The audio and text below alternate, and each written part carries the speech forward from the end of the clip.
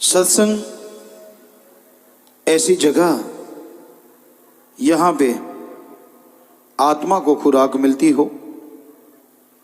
सत्संग यहाँ जन्मों जन्मों के पाप कट जाते हैं। सत्संग यहाँ परमानंद की प्राप्ति होती है। और सत्संग यहाँ ओम हरि अल्लाह मालिक कण कण में जर्रे जर्रे में है दिखाने का तरीका बताया जाता है। सत्संग में आने से जन्मों जन्मों के पाप कर्म कट जाया करते हैं। सत्संग जो भी दिलो जान से सुनता है, दिमाग से सुनता है, विचारता है और अमल करता है, वो ही खुशियां हासिल करता है, उसी को परमानंद की प्राप्ति होती है। वो ओम, वो हरि, वो अल्लाह, वो वाहिगुरु जो कण कण में जर्रे जर्रे में मौजूद है, इंसान को मालूम ही नहीं पड़ता कब उसके पहाड़ जैसे भयानक कर्म वो मालिक पल में काट दिया करते हैं। आदमी ता उम्र उस परम पिता परमात्मा के गुणगान गाता रहे, नमक हरामी ना बने, तो मालिक यहां तो क्या अगले जहान में भी उसकी संभाल करनी नहीं छोड़ता। बेटा यानी बच्चे कितने भी बड़े हो जाएं, माँ बाप के लिए हमेशा छोटी और भोले ही रहते हैं। उनके अंदर एक मोह होता है, एक प्यार होता है कि नहीं मेरे बच्चे अभी छोटे हैं, अभी बड़े नहीं हुए हैं। ये अलग बात है कि बच्चे कई बार इतने बड़े हो जाते हैं कि बड़ों को भी घर से निकाल देते हैं। ये घोर कलयुग है। लेकिन हकीकत में देखा जाए तो माँ बाप इतने प्यार मोहब्बत से बच्चों का पालन पोषण करते हैं तो उनकी निगाह में तो वो औलाद कभी बड़ी होती ही नहीं। उसी तरह संत सदगुरु होते हैं। माँ बाप के लिए औलाद कहीं ना कहीं ये सबक सिखा देती है कि भाई हम बड़े हो गए, अलग हो जाते हैं, काम धंधा, तो नेचुरली रिश्ता थोड़ा खत्म सा हो जाता है। पर गुरु पीर फकीर के लिए तो बच्चा हमेशा ही छोटा बच्चा रहता है जिसे अभी चलना भी नहीं आता होता। क्या पता कहाँ फिसल जाए, क्या पता कहाँ चोट खा लें, क्या पता कौन से दर्द का सामना करना पड़ जाए। हमेशा ध्यान बच्चों में ही रहता है। और बच्चों में ध्यान से मतलब पीर फकीर सदगुरु अल्लाह वाहिगुरु राम से दुआ करते रहते कि हे मेरे मालिक, हे मेरे मौला, हे मेरे रहबर, ये तेरी औलाद हैं, अनजान हैं, आने वाले कष्टों से अनजान हैं, बुरे पाप कर्मों से, तो रहमत कर, दया कर, इनके वो पाप कर्म काट, इन पे रहमत कर, ये तेरी तमाम खुशियां हासिल कर सकें।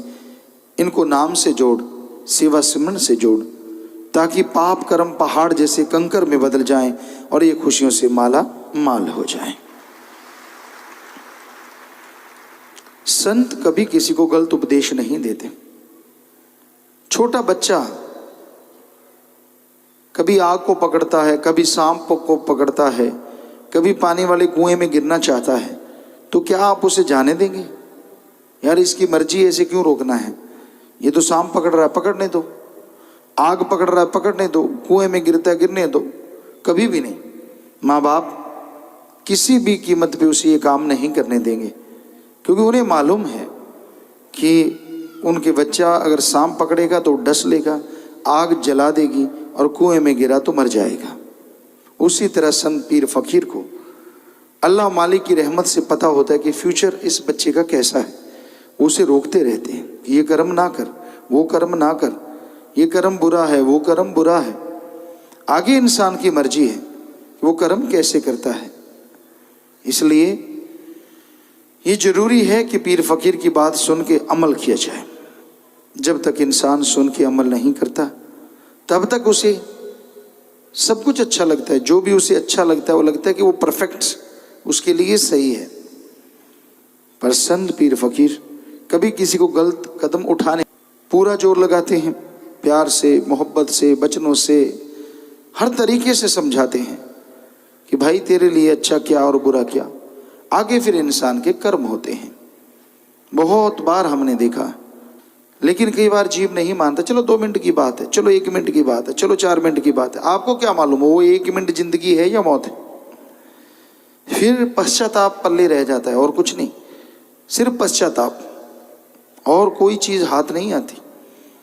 तो एक दिन में कोई दफ्तर नहीं बंद हो जाएगा, या कुछ घंटों में कोई आपके बिजनेस में घाटा नहीं पड़ जाएगा, लेकिन जीव नहीं मानते। हमने आजमाया है, होनी होके रहती है। कई लोग होते हैं कि जो मान लेते हैं और उनका मौत जैसा कर्म मालिक, मौत जैसा कर्म या मौत को भी भगवान बदल सकता है। और बात छोड़ो, बात वचन मानने की है। और संतों के पास कोई जादू टोना या कोई दवाई ऐसी नहीं होती जिसको देने से आदमी खुश हो जाए। एक वचन होते हैं, कर दिए, मान लिए। तो आपको एक बात सुनाते हैं। हाँ, एक सज्जन आए यहाँ पे, और बहुत पहले की बात है। वैसे तो उसके बाद भी बहुत सारी बातें हुई हैं, हजारों करोड़ों सत्संगियों के साथ होता रहता है।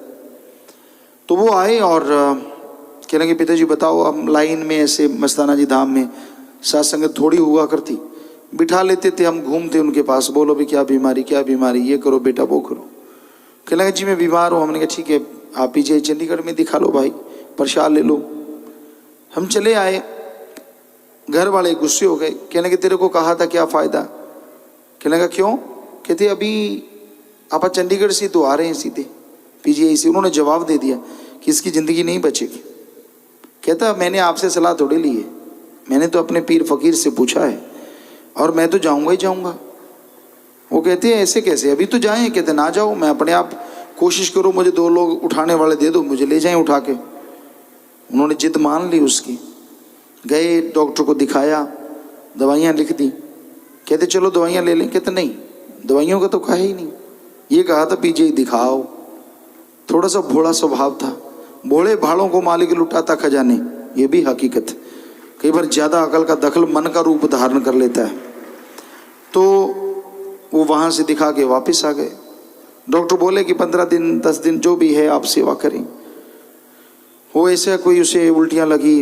2-3 दिन बाद घर वालों ने सोचा कि अब मौत नज़दीक है, खून आने लगा, लेटरिन के रास्ते, मुंह के रास्ते बड़े बड़े गांठें निकलने लगी। तो बिल्कुल डाउन हो गया, बिल्कुल चारपाई भी चिपक गया। पर 2-3 दिन के बाद कुछ ठीक, फिर कुछ ठीक, फिर कुछ ठीक, फिर कुछ ठीक, करते करते करते बिल्कुल नॉर्मल हो गया। उसके अंदर भयानक कैंसर की बीमारी 3rd स्टेज पे थी। तो आया और मिला, रोने लगा। कहने लगा पिताजी मैंने ऐसे किया। हमने कहा भाई हमारा तो ऐसा कोई मकसद नहीं था, सतगुरु मौला है वो अखवाने वाले और तू मानने वाला, हमारा तो बीच में कोई रोल ही न रहा।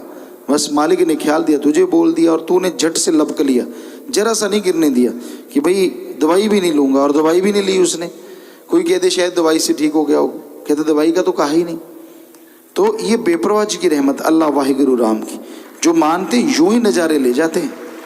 कई बार आदमी नहीं मानता, नहीं ना जी ना जी, तो भाई फिर ना जी तो बहुत रूहानियत में बहुत बड़ी रुकावट। हाँ जी सब कुछ पा सकती है, और ना जी बना बनाया सब कुछ गवा सकती है। यही रूहानियत का असूल है।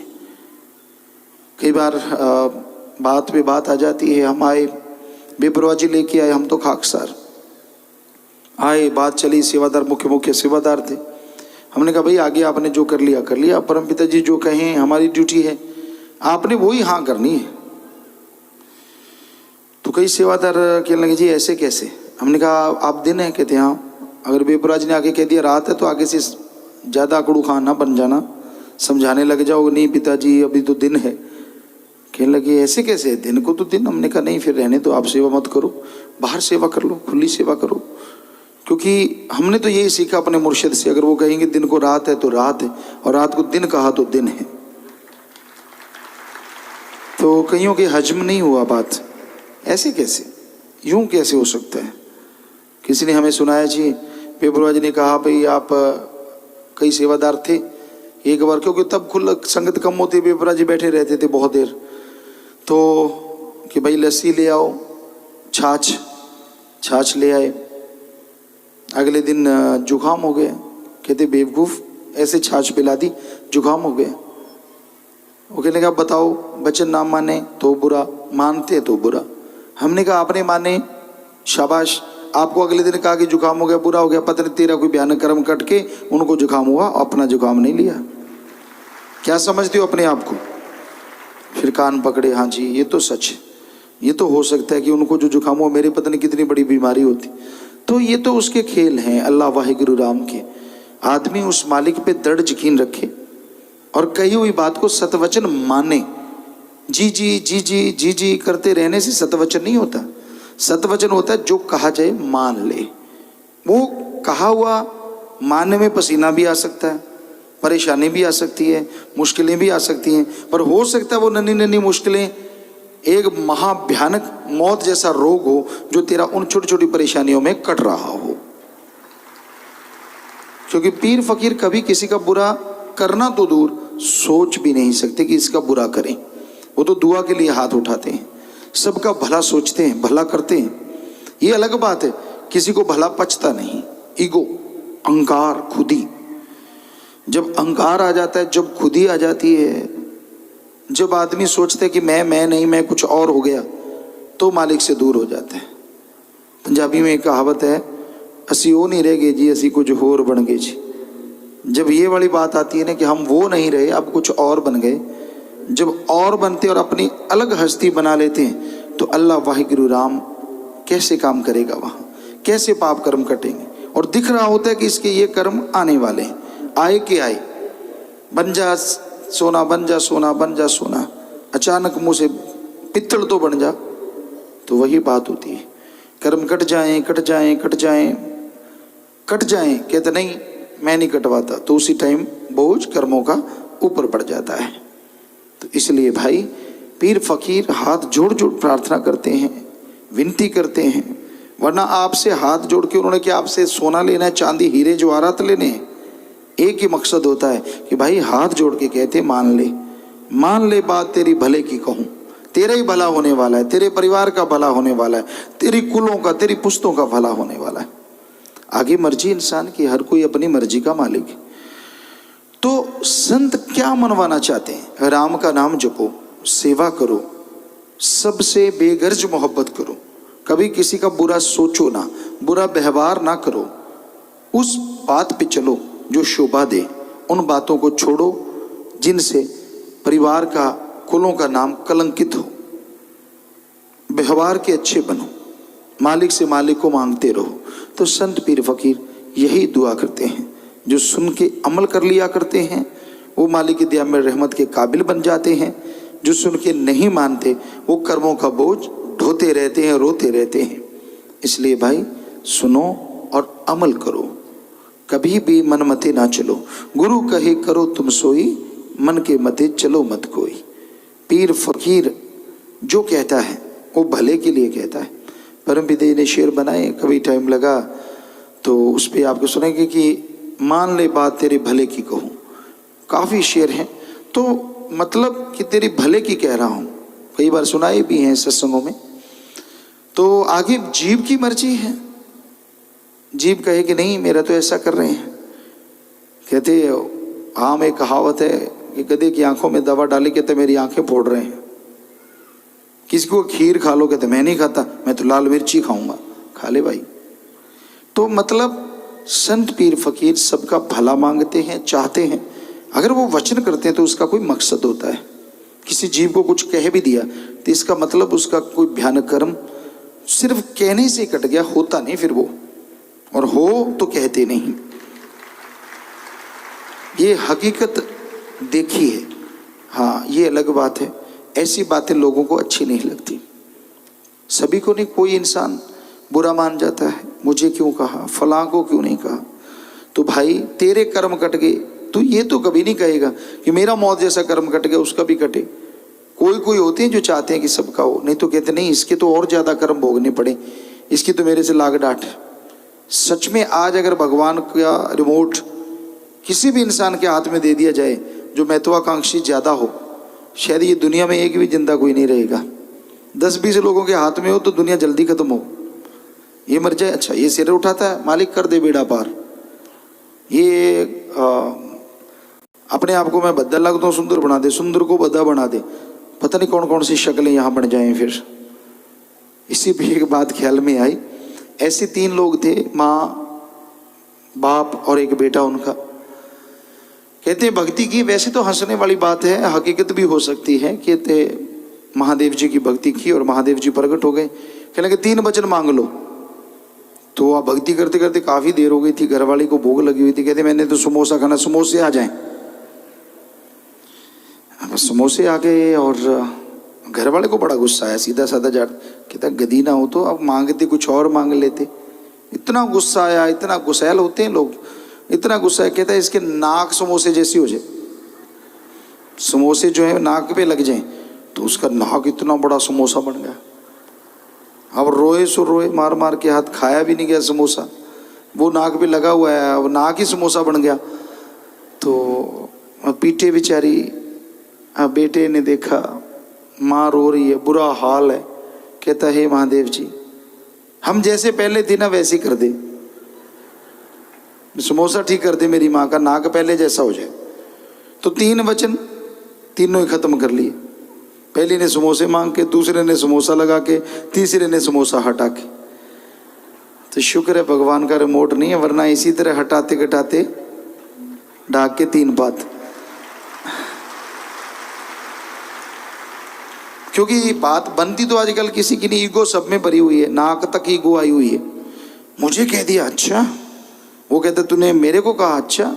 शुक्र है मालिक बुरे ख्याल भक्तों के भी पूरे नहीं करता, वरना कई बार भक्तों को भी गुस्सा आ जाता है, आता रहता है। आखिर 5 तत्व का पुतला है, जब तक 10वें द्वार नहीं पहुंचेगा काम वासना क्रोध लोभ मोह अहंकार मन माया 100% कंट्रोल में नहीं आ सकते, कहीं ना कहीं कुछ ना कुछ होता रहता है। तो शुक्र है कि भक्ति मालिक उधर नहीं लगने देता, वरना रगड़ के रख दे। कई बार भक्तों की आहें लग भी जाती हैं वो जायज जगह पे, क्योंकि उसका ऐसा होने वाला होता। तो इसलिए भाई संत पीर फकीर जो कहें कि राम नाम जपो, सबका भला मांगो, सुनो अमल करो, यकीनन मालिक की खुशियों के हकदार बनते चले जाओगे।